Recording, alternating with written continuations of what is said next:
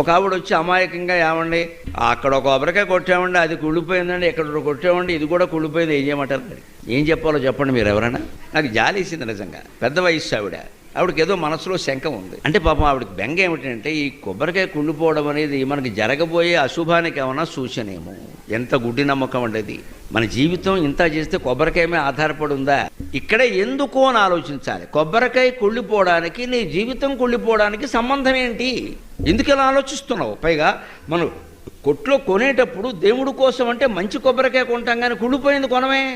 మనం కావాలని చిత్తశుద్ధితో దేవుడికి మంచి కొబ్బరికాయ కొట్టాలని మనం ప్రయత్నం చేసినప్పుడు అదేదో అనుకోకుండా లోపల కుళ్ళిపోతే మనమేం చేస్తామండి? అది అమ్మేవాడికి తెలుసా, మనకి తెలుసా? అలాగనే ఏమండి, దేవుడికి తెలుసు కదండి, నా చేతికి మంచి కొబ్బరికాయ ఇచ్చేలా చేయొచ్చు కదండి. దేవుడికి వేరే పని ఏమి లేదా? నీ కొబ్బరికాయ లెక్కెట్టుకుంటూ కూర్చుంటాడా? అంచేతను మనం ఈ ఎందుకు అన్న ప్రశ్న వేస్తే ఈ ఆలోచన పక్కకి వెళ్ళి